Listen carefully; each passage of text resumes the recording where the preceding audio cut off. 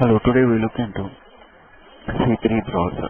First we'll try to understand what is the role of this preprocessor in compiler toolchain. So when you are trying to compile a C program, what preprocessor does on the source file. Then we'll try to understand what are the different instructions which are part of this preprocessor. Okay. So first to start with, we'll start with how to, first we'll try to understand.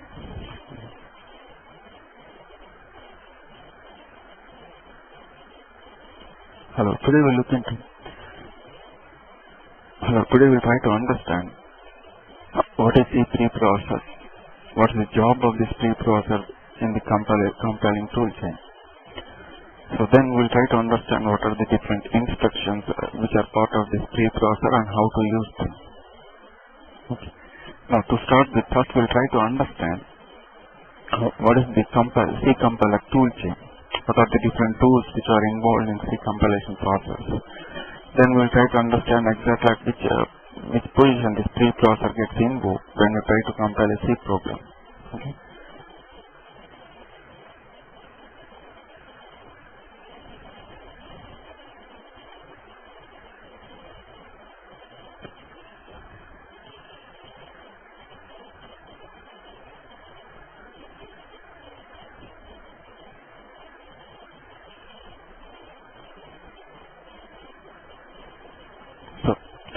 So whenever you are trying to compile a C program, so when we have given a source as the input, the output file what you get is an executable.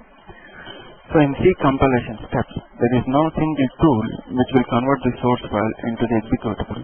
There are different tools which are involved in converting the source file into the executable. So when you are trying to compile a C program, the source file will always be given to the preprocessor. In this entire compilation process, the first tool which gets invoked is a C preprocessor. The source file will be taken by the C preprocessor. It does some operations, basically it does some substitutions or replacement, what is done by this preprocessor. Simply it does some set of replacements. We'll try to understand what are those replacements when you go through this class. First, preprocessor simply does some set of replacements on the source code, and it will provide a file with an extended source file. So this expanded source file will contain your code, the code which is written by the programmer, plus some other code which has been taken by some other files. Okay, now then this expanded source file will be given to the compiler. And compiler what it does is now it will try to generate an assembly source. This assembly source will be input an assembler. And assembler will end up in creating an object file. And object file will be input for linker which will end up in creating an executable. So these all tools together is called as compiler toolchain. So whenever you are trying to compile any C program, whatever the compiler it is, it could be GCC compiler, it could be turbo compiler, it could be Borland compiler, it could be key compiler, any embedded C compiler, it doesn't matter. All compilers will end up in providing all these tools. If any one of these tools is missing, then the compiler is of no use. So all C compilers will end up in providing these tools as part of the compiler. So when you are trying to compile a C program with a particular compiler, the compiler internally invokes its own preprocessor. Then it will invoke its own compiler, then assembler, then linker. So whatever the compiler it is, it doesn't matter. All C compilers will end up in having all these tools as part of that compiler. So all this sequence is this. First preprocessor tool gets invoked, then compiler tool gets invoked, then assembler, then linker. So even this order is something which won't change if the compiler is changing. So from this it's very clear that all compilers will provide these tools and all these tools are invoked in a particular order and that order will never change. Okay. Now when you talk about this preprocessor, now the first thing what we are going to understand in this class is we'll try to understand what this preprocessor does. What is the role of this preprocessor in this compiler toolchain and how it handles the source file and what file will be the output. What file will be provided by this preprocessor as an output. So if you talk about this preprocessor basically does three kinds of jobs. Beyond this, preprocessor doesn't do anything else. So the entire job, all the jobs which are done by preprocessor can be categorized into these three categories. Okay. One is macro substitution. The preprocessor is responsible for replacing macro names with their definitions.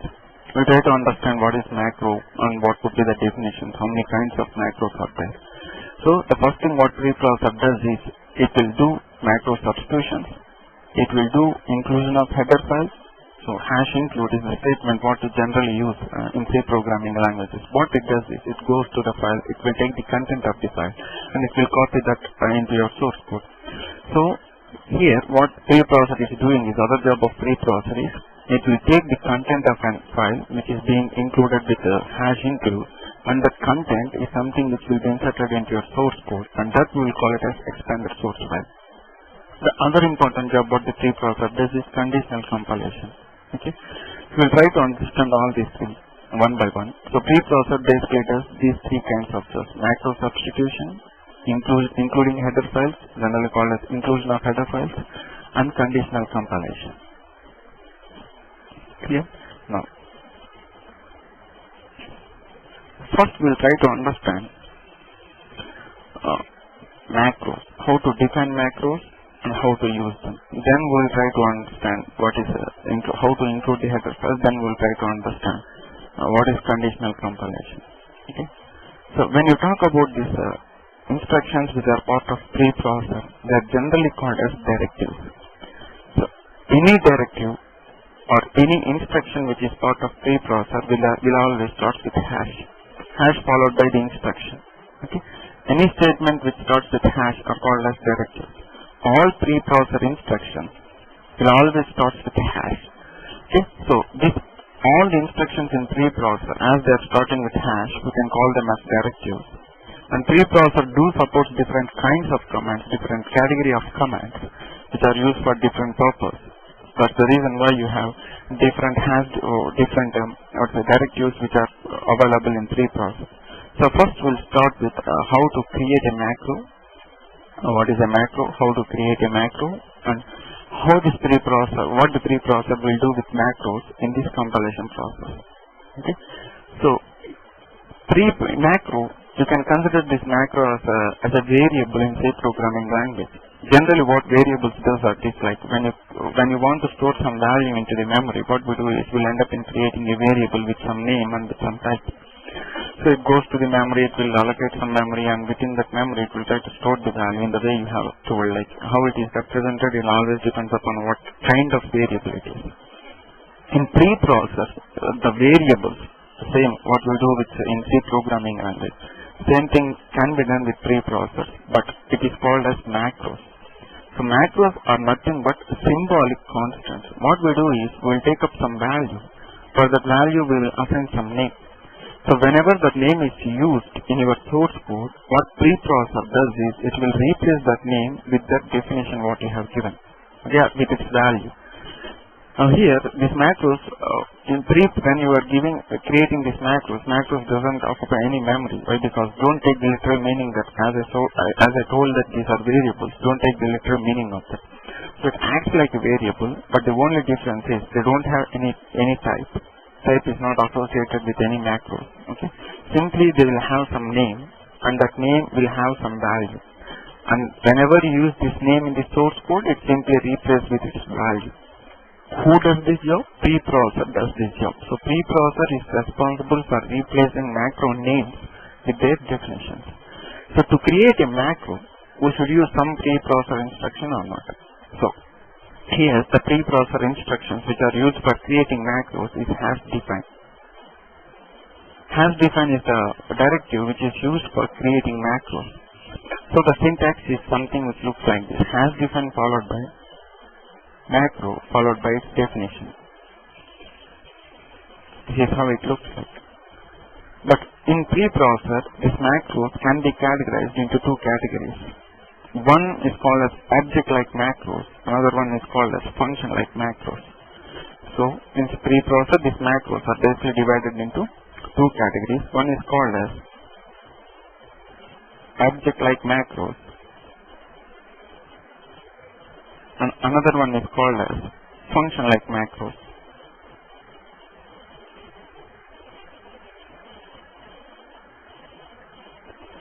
So the only difference between these two is very simple. Like Object-like macros, when you use those macros, object-like macros look like variables, look like objects.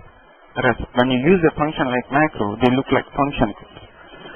And function-like macros has the ability to take arguments, like functions in C programming language, functions has the ability to take arguments or not. In the same way, function-like macros do have ability to take arguments.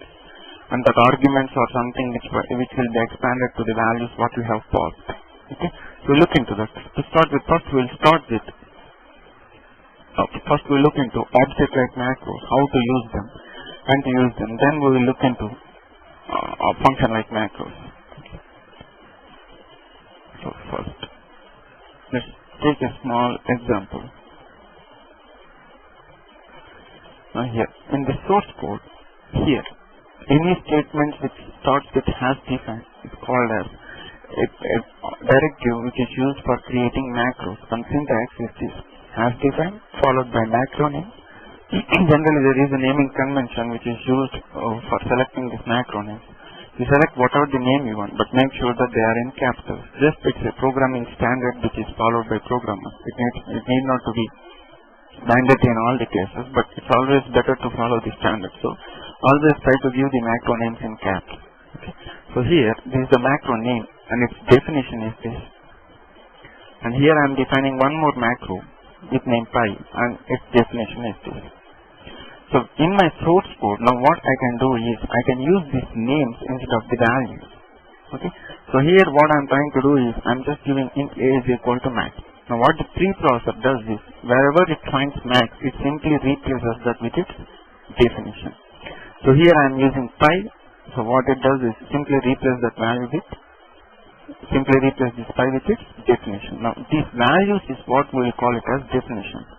So when you are using this macro, it's something which is looking like an object or not. That's the reason why we will call it as object-like macros. Okay. Now here, whenever you are using these macros, okay, so all these macros are something which can be any name of your own choice, and definitions can be anything. So the macro definition even can be a C instruction. That is, this preprocessor doesn't know anything about C keywords. If you are giving a macro name with if you are using a keyword as the macro name, and its definition is something, wherever you use that keyword, preprocessor simply replaces that with its definition. But first we'll try to understand how this is expanded. GCC is a compiler which will allow you to compile your C program step by step. Instead of giving, like if I give GCC followed by source file,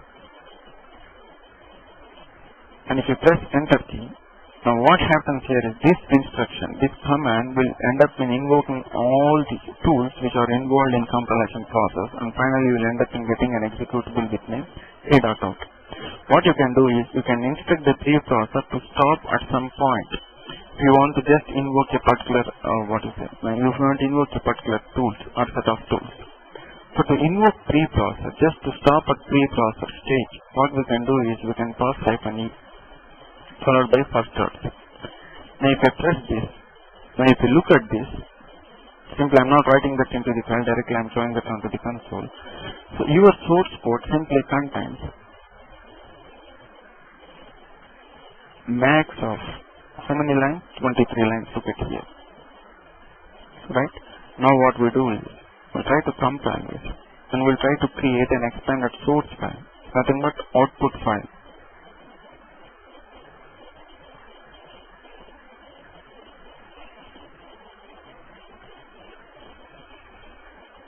Okay, so I'm trying to create an output file. Now what we do is, we'll try to open that first.i.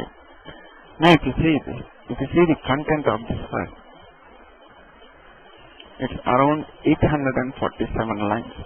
Now where this data is coming from is the question. Like preprocessor does something called as inclusion of header files or not. We'll look into that later. But preprocessor simply is doing what? It's replacing some set of statements with other things. That's the reason why I call it as preprocessor. Generally it does substitutions. That's it. It won't do more than that.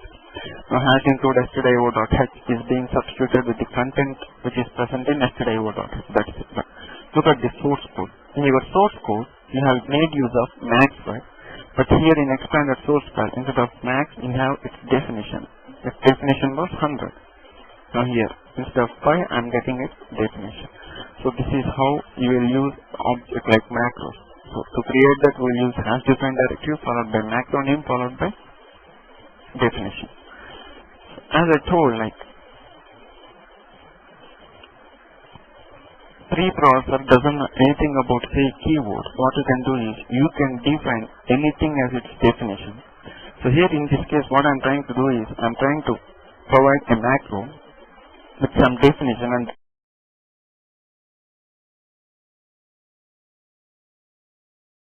definition of that macro is a C keyboard. Here also I am using the same thing, like I am making use of some macro name and its definition is if. Now here what I am trying to do is I am trying to create two variables, not with the keyword which is provided by C programming language, but with the macro. Now here also I am checking the condition with the macro name. But if I see the expanded source file,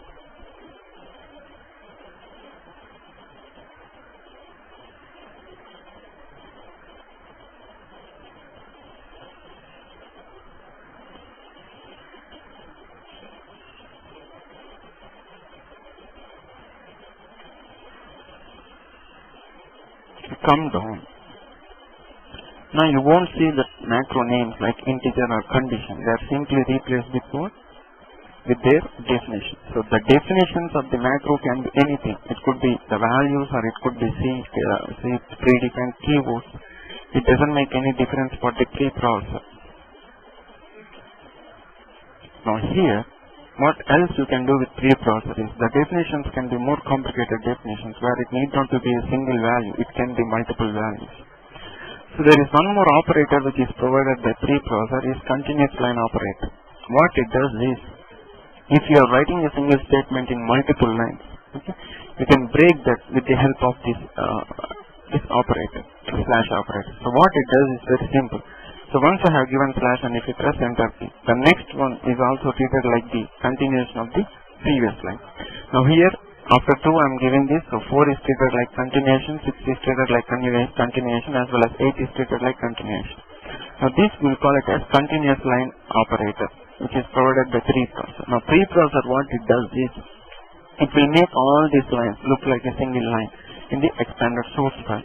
Now here what I am trying to do is, here I am trying to define one more macro, but this macro definition is a printf statement. So from this it's very clear that macro definitions can be anything. It could be C statements, it could be C keywords, it doesn't matter. And if you want to break up the definitions into multiple lines, even that is possible with the help of continuous line operator. Let's try to see.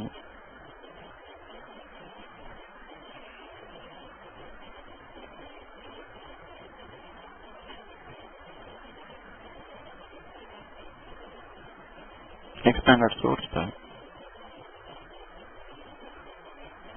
Now here if you look, if you come down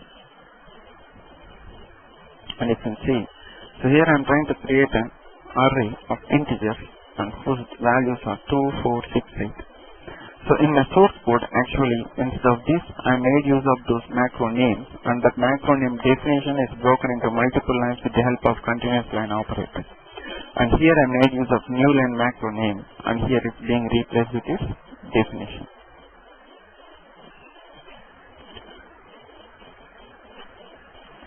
So look at here. So these events are being replaced with its definition. And here this new line is replaced with printf. So for hash defined statements, there is no need for it to give semicolon. Now here the semicolon is not given for this hash defined statement. The semicolon, as this new line is being replaced by the preprocessor. Now after replacement, whatever the statement which comes forward, there should make sense to the compiler. If you write some definitions of a preprocessor which doesn't make any sense to the compiler, then compiler will simply end up in raising the error. So according to some preprocessor perspective, definitions can be anything. But from C compiler perspective, whatever the definitions you write should make some sense to the compiler. Otherwise, compiler will simply end up in throwing the errors. Now here, in this definition, if you see, same thing I am using. Instead of continuous line, I am simply using some set of values.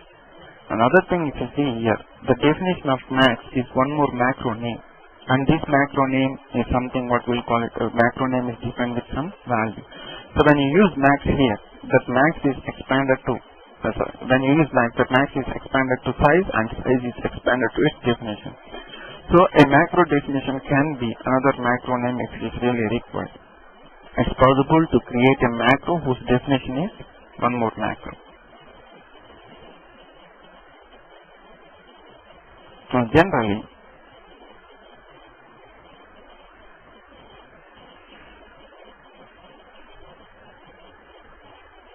if you want to define macros,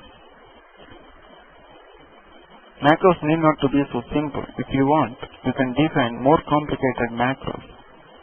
Like in this example,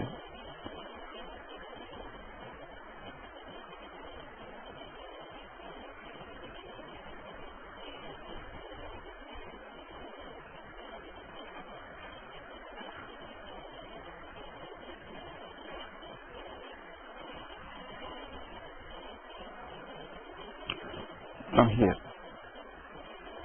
let's say that I need to define a macro whose definition is compound statements in a C programming language.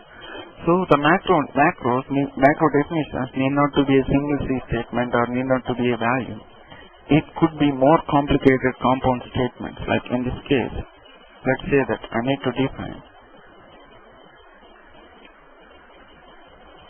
expand. So I want to define a macro for loop which will run for 10 times. Then what you can do is this.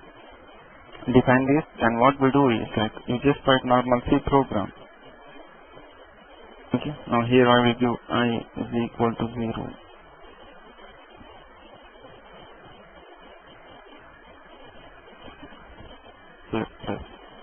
So simply give the continuous line operator, open the curly braces.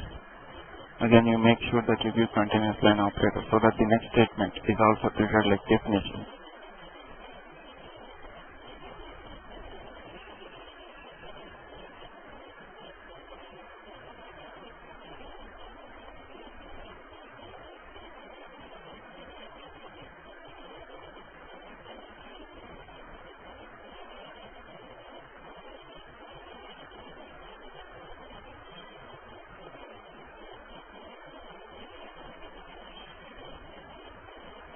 Generally, the programming standard is make sure that all this continuous line operator will come under same column.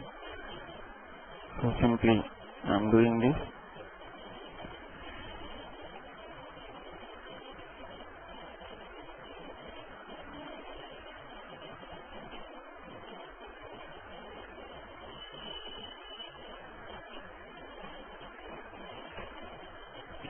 So now here simply what I can do is, instead of writing that for loop, let's say that this kind of loop is something which is more frequently used in my source code. So each and every time instead of writing this for loop, you can define that like macro and simply use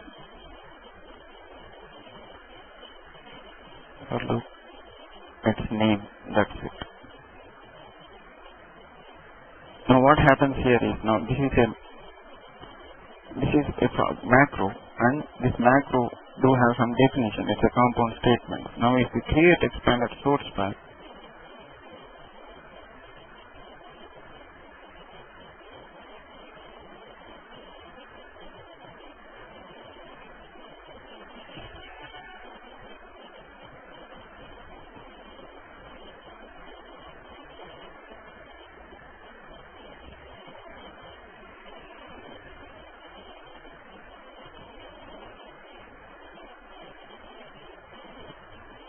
if you come down, now you can see that entire definition is something which is replaced with this for loop. So that's the advantage of using this. So macros can be object-like macros, can be simple instructions, or it can be compound statements. So it can be C-related keywords, or macro definitions can be other macro names. So anything is possible. So whenever you take any one of the source code, if you see at the time of using these macros, if you look at that usage, it's something which looks like an object. That's the reason why they are called as object-like macros. So the other kind of macros what you can create is function-like macros. The only difference is this behavior will still be the same, like whenever you use these macro names, they are being replaced with its definition. But the only difference is that at the time of using this, if you see those usage of those macros, they are something which looks like a function calls instead of macros. That's the only difference. We will take one small example. But the other thing is, function like macros do have ability to take arguments. First we will look at a function like macro without argument, then we will go with that. Now here what I am trying to do is, like, I am defining a macro name which is being followed by open and closed braces, and I am defining some definition for it. Now here whenever I use this macro name, it's something which is looking like a function call or not. So what happens here is, like, function like macros, when you use this function like macros, at the time of usage, they look like function calls instead of like macro names. So now here you cannot say, if you see this, it's not looking like an object. It's something which is looking like a function. That's the only difference between function like macros and object like macros. And the other difference is, function like macros can take arguments, object like macros never. And here what I am trying to do is, the definition is one more function, an actual function call. The macro name is a function like macros. Now here if I create an expanded source file for this,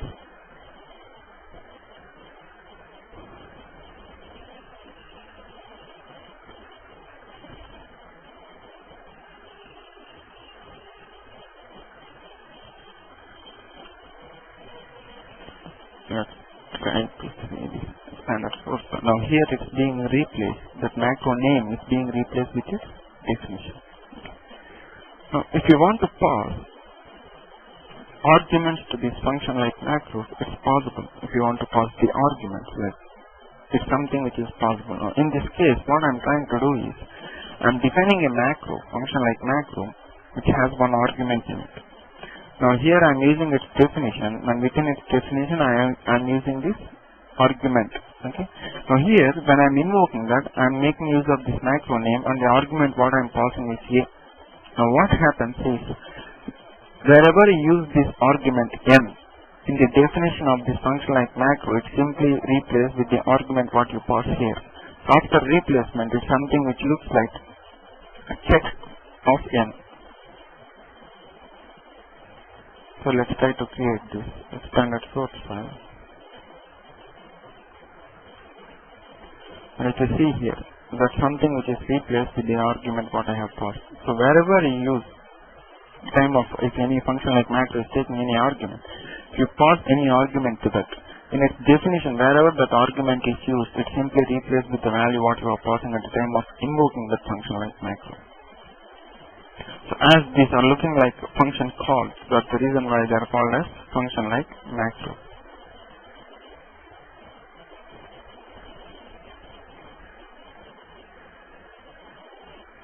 Okay. So see this example now. Here what I am trying to do is, we say function like macro, but because still it's created with half-defined statement, it's taking two arguments, and these arguments are used in its definition. So at the time of invoking these macros, what I am trying to do is, first argument what I am passing is A, second argument what I am passing is B. So in this definition, wherever I use X, it's replaced with its first argument, and wherever I use Y, it's replaced with second argument. So after replacement, it's something which looks like this: A is greater than B question mark A colon B. Now here what I am trying to do is, I am passing Y and Z. So here it looks like Y is greater than Z question mark Y colon Z. And then directly I am passing the constant, then that definition will be replaced. So whenever you are passing arguments to function like macros, the arguments, when you use these arguments within its definition, they are simply replaced with the values which are passing at the time of invoking that function like macros. If you look at this, a macro which is defined like function like macro can take any type of argument. Okay, so here I am passing two integers, here I am passing two characters, and here I am passing two doubles. So it doesn't matter what kind of values you pass. After its definition, if it is valid for the C compiler, then all those types can be passed as the arguments to it.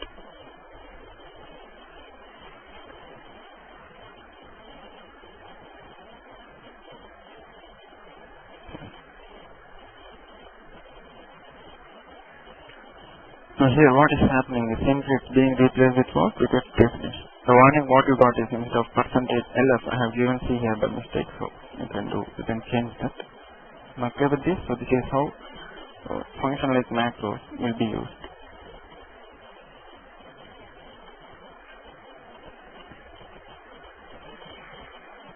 So in this example, simply what I am trying to do is I am using nesting of function like macros.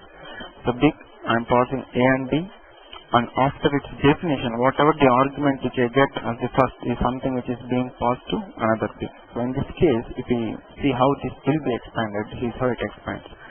Like the first big you are using, the first argument what I am passing is again big A comma B followed by C. Now here this big is again passed as an argument or not.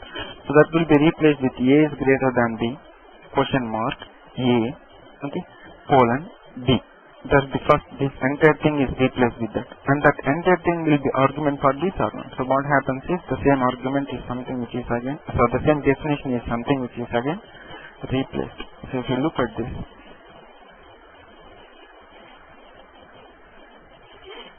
here first the argument what I am passing is this. So the internal expansion was this A greater than B question mark A colon B. And as this was the first argument, then this entire thing is being passed as an argument to another big, right? Now this entire thing will become an argument for this. Now the same thing happening. So A is greater than B question mark colon A greater than B, or else A, question mark A greater than B. So this is internal definition and this is outer definition. Right?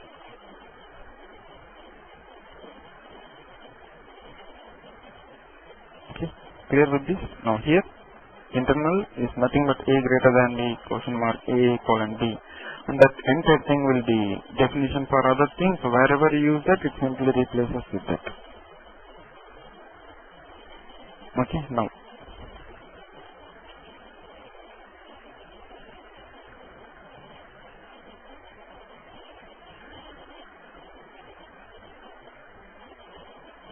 here if you look, the same thing I am doing, but what I am trying to do here is very simple. I am passing function like macro, and I am passing the argument what I am passing to this what? Okay, function. So this arguments can be of any type. Here I am passing string, then I am passing an integer. Same example with different arguments. So this is about function like macros. So two kinds of macros, object like macros, function like macros. Both macros will be replaced by its definition. Object like macros are simply replaced by its definition. Function like macros has the ability to take arguments, or if you don't, you can define a macro simply with open and closed braces. If you pass any arguments, if that arguments are used in its definition, they are simply replaced with the actual arguments you are passing at the time of invoking the function like macro. So clear with this? So with this we understood actually what is a macro, how to create macros, kinds of macros, and what preprocessor are doing with those macros. So here the preprocessor is simply replacing or substituting macro names with its definition. So there is one kind of substitution what preprocessor does. Other kind of substitution what preprocessor does is inclusion of header files. What it does is very simple. So generally, if you see any header file simply contains those data which has to be shared among multiple source files. Generally the data will be function declarations. Function is defined in one source, and if you want to use that in other source, the source should declare that first, then it has to invoke that, right? So then generally it will have something called as type def statements. Why? Because type def statements has to be shared among multiple sources. Like that macros, whatever the macro definitions you have seen, that can be part of a header file where multiple sources can use the same macro name set upon. So generally header files are created simply to share some set of data which has to be shared among multiple source files. Okay. Now first to start with. Now here what I am trying to do is I have defined one source with name first.c, which simply has some main function in it and a printf statement. Then we have one more file with name second.c, which has a function, add function in it. We have one more function with name sub, which is not taking any argument, and it's internally invoking the add function, which is part of second.c. Okay. Now here, as second.c has defined a function, as it is a global function, by default functions are global in C, right? So all global functions by default will have an external linkage, so they can be used in other sources. So we'll modify this first.c where we'll try to invoke the add function here.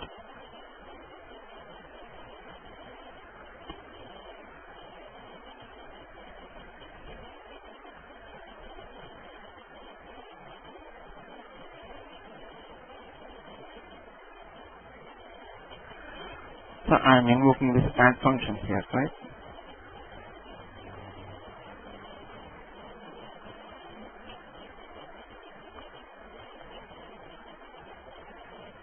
The return value of add is stored in result, and simply print that value.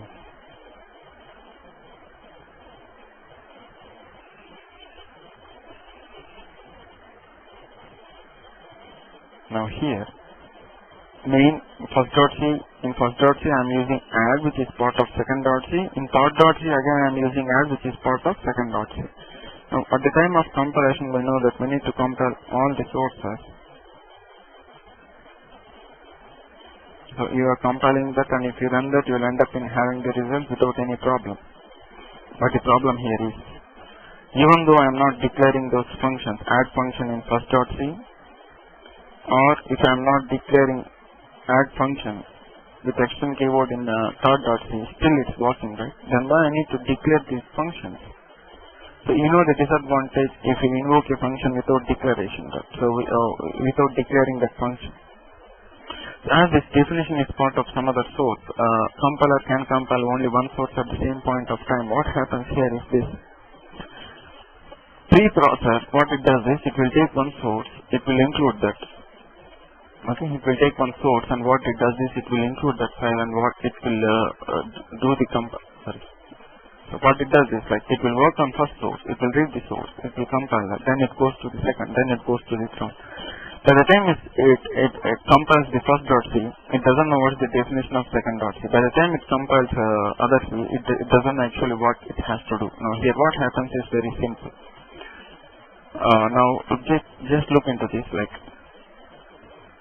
we will modify this first.c where you still invoke the function, but the only difference is I will invoke this with wrong number of arguments. So here I am invoking with wrong number of arguments. Now here I will invoke this function again with wrong number of arguments. Add function has to take two arguments. In third.c I am invoking that with one argument, in first.c I am invoking that with three arguments. If I compile this, is compiler doing any check whether the functions are invoked with correct number of arguments or not? Definitely not. That's the disadvantage if you use the function without declaration or not, if it is part of some other source. Now here what we need to do is, we need to declare this, so that we can give the information to the compiler to check whether the functions are invoked with correct number of arguments or not. So to do that, what we need to do, we have to declare the function here, extend followed by int followed by add followed by int comma int, as well as same thing I need to do in one more source.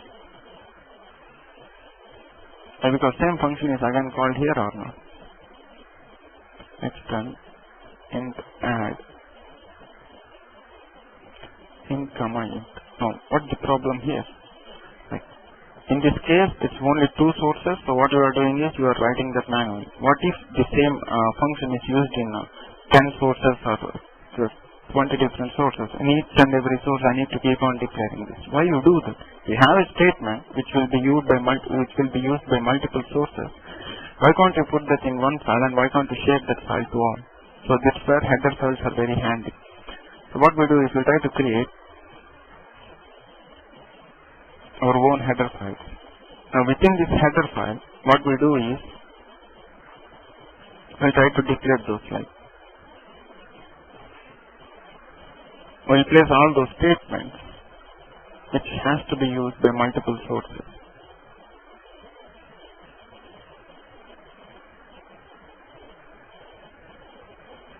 Okay. Now what happens is this. Now, in the source code, instead of declaring them, simply I will end up in adding those header files.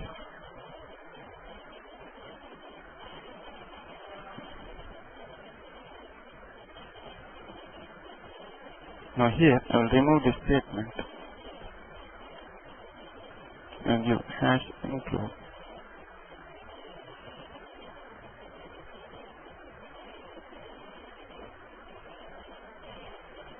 header.h.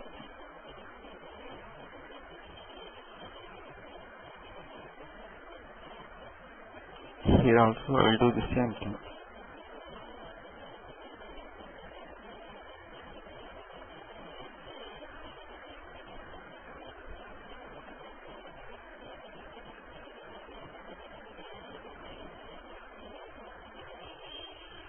Now if I compile this,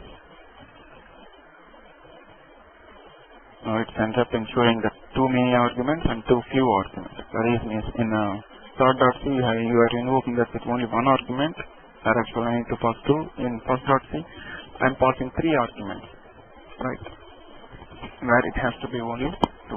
Now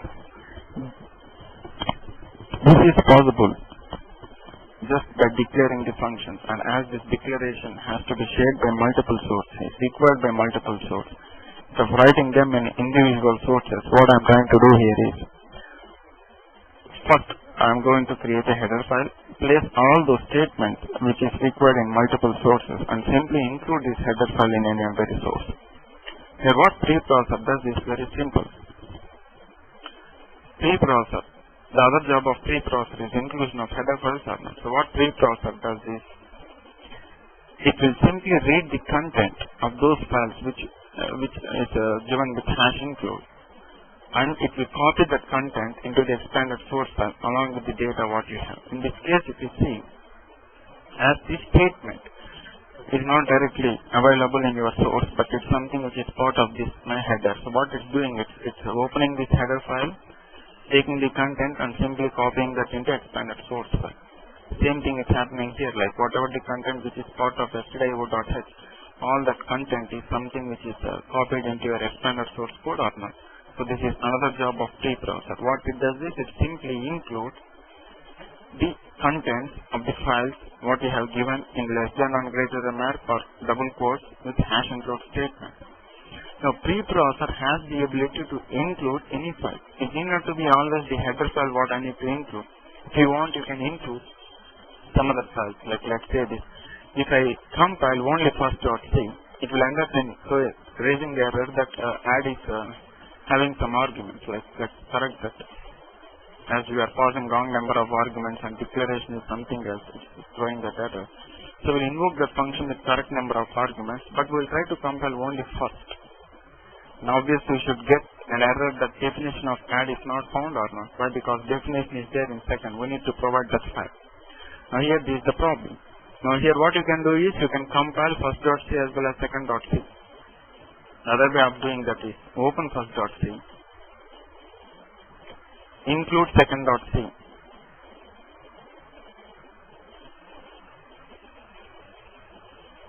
Now once I have included the content of second.c, now definition of add is available here or not. Now if I compile this, you won't get any error at all, right? The reason is, simply it will copy the content, right? Now here what it's doing is, it's copying the content of the second.c here. So hash include can be used to include any kind of files. It may not to be always header files, but the general programming standard is this. Only the data which I need to share among multiple files, multiple source files will be stored in a file, and that file is generally called as header file, and header file will never contain any definition. The reason is, if the definitions are definitions appears in multiple source and of all source files are used to compile a single executable, then you will end up in having multiple definitions or not. The reason is, the same symbol name cannot be used for multiple symbols in C programming language. Each and every symbol name should be unique, right? That's the reason why you won't any definitions as part of this header file. Header files always have declarations. Why? Because declarations can occur n number of times within the same source. It doesn't matter, right? Nothing. So this is about header files, right? Now if you see this syntax, I am including one source with less than and greater than mark and other source with double quotes, right? So there should be some difference between these two. The difference is when you are trying to include a file with hash include, and if you provide the file name within less than and greater than mark, then the preprocessor will always search for that file in default search path. Every C compiler is configured with some default search path. Preprocessor has its own default search path where it can go and search for the header files. The reason is the preprocessor can't simply search for a file throughout your hard disk. It takes lots and lots of time. So they have the fixed path. Simply what this preprocessor do is it goes there, pick that, and simply go to the path and simply check whether this file is existing or not. If the file is existing, that's fine. If the file is not existing, it will throw up an error. So if you give anything in less than and greater than mark, simply it will search in the default search path. Okay with that? But if anything is enclosed in double quotes, the difference is the searching will always start from current working directory. So first it will search for the file in current working directory. If it is present in current working directory, that's fine. If it is not present in current working directory, then again it will go to the default search path. So anything enclosed in double quotes, searching starts from current working directory and ends with the default search path. But anything enclosed in less than and greater than mark, searching always starts with default search path and ends with default search path. That's the difference. So because of this, if I give this second.c in double quotes, as the second.c is present in current working directory but not in default search path, if I compile this, it will simply throw up an error that no such file or directory. The reason is you are enclosing the thing less than and greater than mark. If anything which is part of current working directory, you better enclose that in double quote. But if I give stdio.h in double quotes, you don't get any error. The reason is anything enclosed in double quotes, searching starts from current working directory and ends with default search path or not. So it will try to search, but if it is not found, what it does is it will go to default search path, and default search path it can find. So what is the default search path which is configured for preprocessor? You can get that information with -b. To give this, it will give some useful information, and information is this.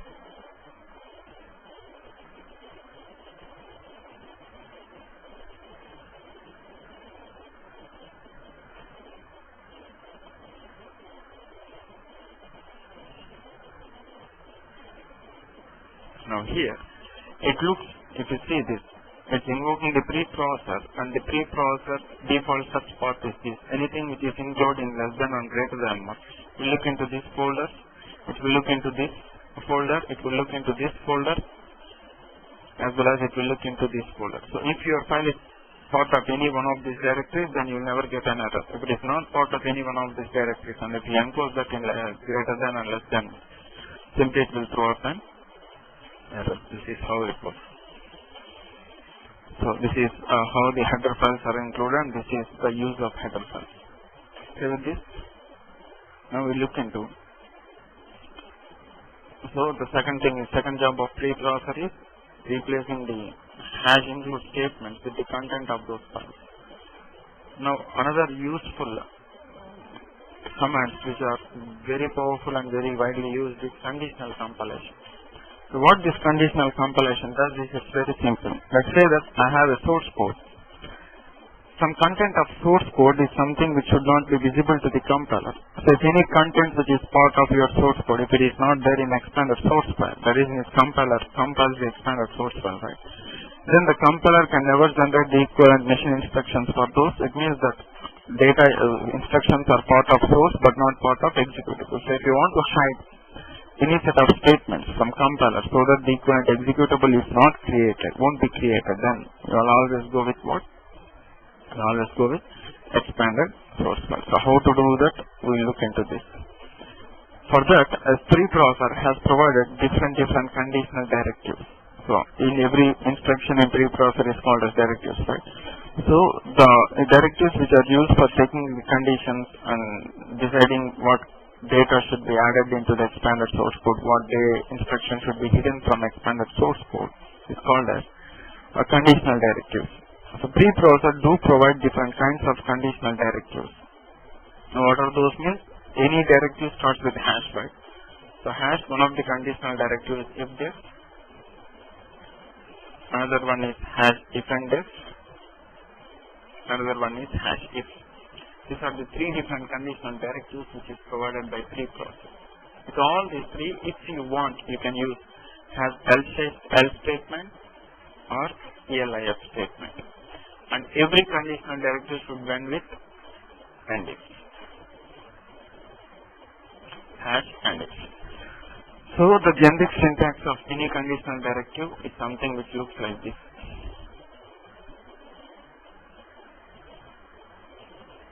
So hash followed by conditional directive, it could be hash if def or it could be hash if and if or it could be hash if. And after this actually we have the body of this conditional directive.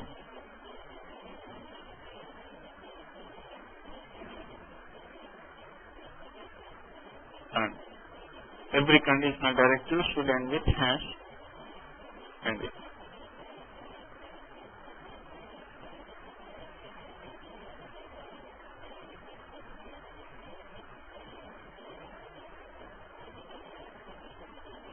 With this, and optional, if you want, every conditional directive can include hash, else followed by bond. You can compare this with the if-else statement in C programming language. Same behavior. If the condition is true, then it will end up in adding this body, and if it fails, if this condition fails, then it will end up in adding this. But else is an option. And if you want to write any else statement, it should be hash else. And every conditional directive should end with hash and if. And the conditional directive can start with any one of these three. We'll look into this like when it has to be used when. So what this does is very simple. Like whenever you use hash if def, what it does is this will simply end up in returning true or false value. Hash if def is simply used to check whether the macro is defined or not. So hash if def should always be followed by a macro name. And this hash if def will return true if this macro is defined in your source code. If this macro is not defined, then it will return false. So from this it's very clear that hash if def body will be included in the expanded source file depend only if the given macro is defined. So here in this case, as this positive is not defined, what happens is this content will not be part of the expanded source file. But as this negative is defined here, as this macro is defined here, then this content will be part of expanded source file. Look at this. So if I create expanded source, hash if def will return to if the macro is different. As this negative is defined, only the content which is part of that negative is added in the expanded source file. But even though the other content was part of your source, it's not part of the expanded source file. So instead of this negative, if I define positive,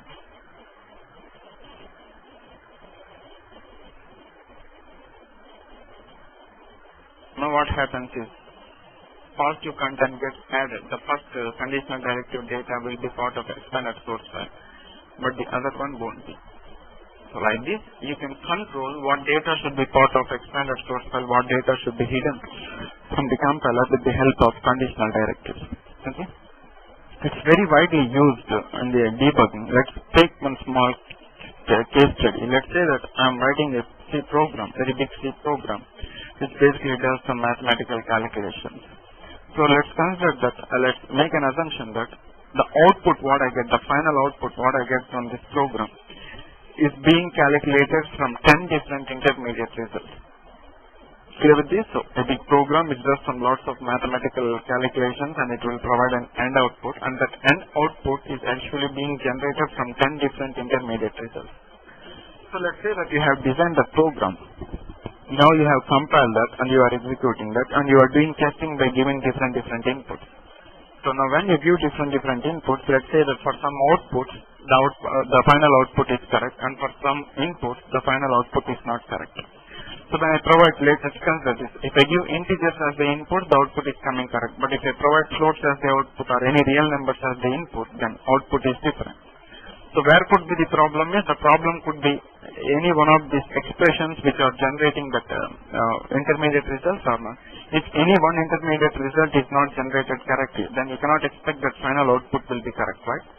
So what we do is, now after finding these intermediate results, I will write some printf statements which will print these intermediate results. This printf statement is not part of the final source. Why you are writing this extra printf statement is simply to check whether that intermediate results are correct or not. Now you will end up in adding those printf statements. You will see, okay, so and so intermediate result is not correct. You will check that expression. If you require, you will do those typecasting and all those stuff. Then simply you will again compile, and then let's say that it worked.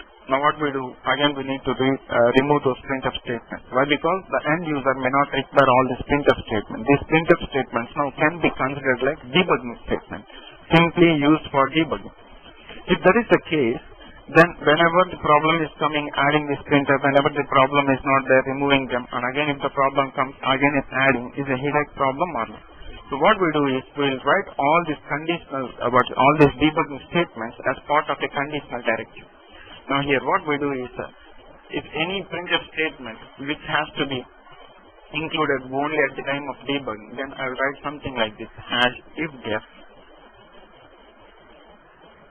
I will define some macro name, let's say that debug, and I will write all those statements which are simply used at the time of debugging. Then I will use #condiff. What happens is, whenever you want to compile this program for debugging, simply will end up in defining that macro.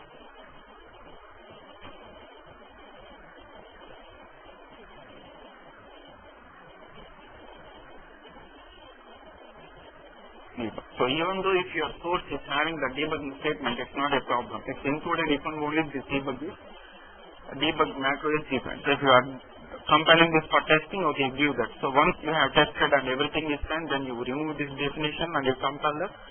In the final output, in final executable, you will never get this printf statement. So it's very widely used in debugging. Okay. So this is how the conditional directive works. So #if def will return true if the macro is defined. Then only it will add the content of the body into the expanded source file. If the given macro is not defined, it will never add. There is one more conditional directive with name #ifndef. Now what it does is very simple. #ifndef will return true if the macro is not defined, and it returns false if the macro is defined. Completely opposite to #ifdef statement. Ifdef returns true if the macro is defined. Ifndef will return true if the macro is not defined. That's it. So the other useful conditional directive is #if, where this #ifndef and ifdef are simply used to check whether the macro is defined or not. But what if you want to check for an expression? So if we want to check for an expression, so what we need to do is, like, we will make use of #if. #ifdef and #ifndef are not used for evaluating the expression. They are simply used to check whether the macro is defined or not. So if we want to evaluate the expression, then what we do is, we will make use of #if statement. So in this example, if you see, here I am writing #ifdef to check whether this macro is defined or not. But here what I am trying to do is, I am trying to evaluate the expression or not. So #if followed by, it's a pure expression where I am using relational operators and conditional operators and all those. So here, as this can be considered like expression. If you want to evaluate that expression, the only possible way is #if. So if def and ifndef are used to check the macros, whereas #if is used to evaluate expressions. But #if can also be used for checking whether the macro is defined or not with an extra keyword, something called as defined. So it's equivalent to #if followed by defined followed by macro name is equivalent to #ifdef. Instead of using this, it's always better to use, and it's the easiest way of using. So #if is generally not used for checking the macros, but it's always used for evaluating the expression. Okay. So here every statement should end with #ifdef. I'm using that.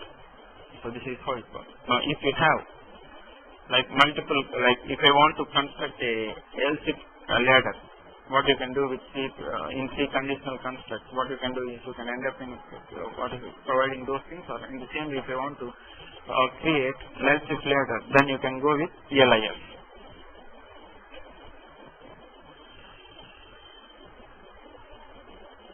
So here I have multiple conditions to check, so what I am doing is LIF. So if this is defined, then true, or else if go for this, or else if like that, you can go with else if statement.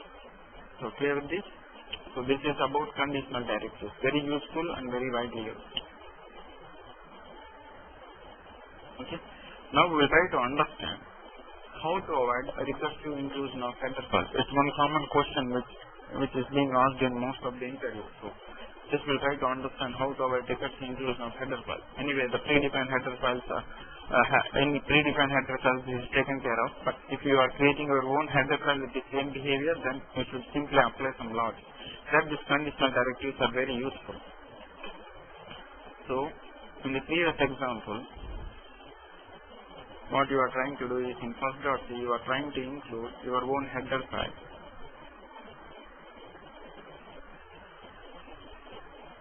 Right. Now what we do is, what if I include this for multiple times? Does the content of that header file is added for multiple times? Let's check it out. Of course, it says that each and every hash include will be replaced by its definition, so the content of the same header file is coming for more than one time. Find a source file which is really not required, right? So how to avoid this recursive inclusion of header files?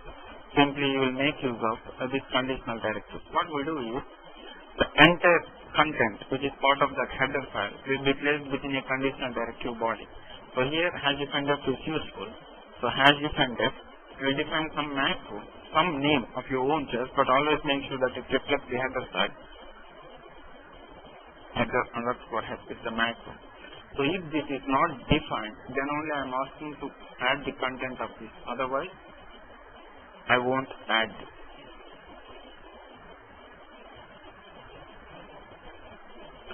Now here what happens is, now here when you are trying to include this file, when this content is being included, first it will check whether this macro is defined or not. As it is not defined, it will end up in adding that. Then what we do is, within its definition, we will define the same macro so that the next inclusion is something which may fail. Now here, if I create my header file like this, and if I try to include this, now if you see, the content is added only for one, but not more than one. That's how it works. So if you go and check this predefined header file, the same standard will be followed by those.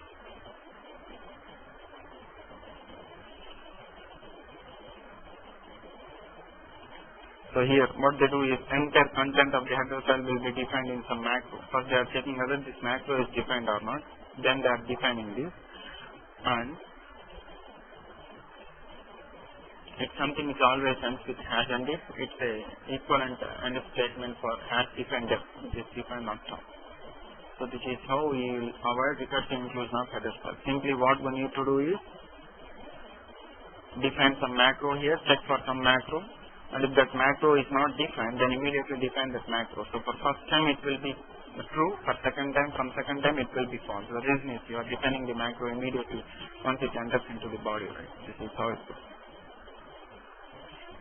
Okay with this? Any questions? No. This is how you will avoid recursive inclusion of header files. Now we will look into very useful operators which is provided by preprocessor. One of the operator is a stringification operator. So what it does is very simple. Like, let's say that I have defined a function like macro. Whatever the argument what I pass to this macro should be written like a string. That's the whole idea here. So what generally happens is, like, you can say that, okay, if I make this definition as in double quotes, then that becomes a definition or not. So wherever you use that, it simply replaces that with its definition like this. But my requirement is, whatever the argument what I pass to this macro, that should be, that argument should be written by enclosing that in double quotes. Then you have an operator generally called as simplification operator. What it does is, whatever the argument which is following that operator, it simply returns them in enclosing that in double quotes. Now look at this. This we will call it as stringification operator. There is one more operator called as concatenation operator. What it does is, it will concat two different strings into a single string. Now here if you see this, one, what it is doing is, it's str, what it's doing is, it's giving the given string by enclosing that in double quotes. But whereas this, what I am trying to do here is, I am trying to pass this, that S1 and S2 is being concatenated with what? Double quotes. So now here the argument is Veda and solutions. Veda and solutions are something which is concatenated, and that will be argument for str, which is written in double quotes.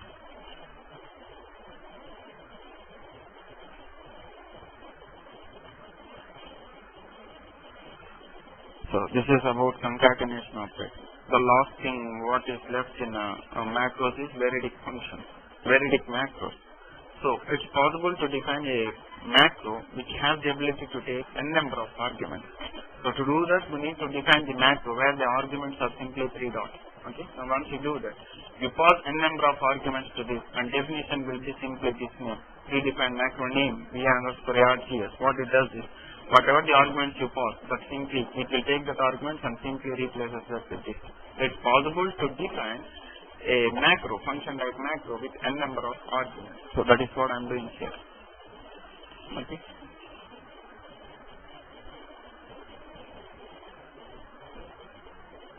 And if you see this, here it simply replaces all its argument what I am passing here.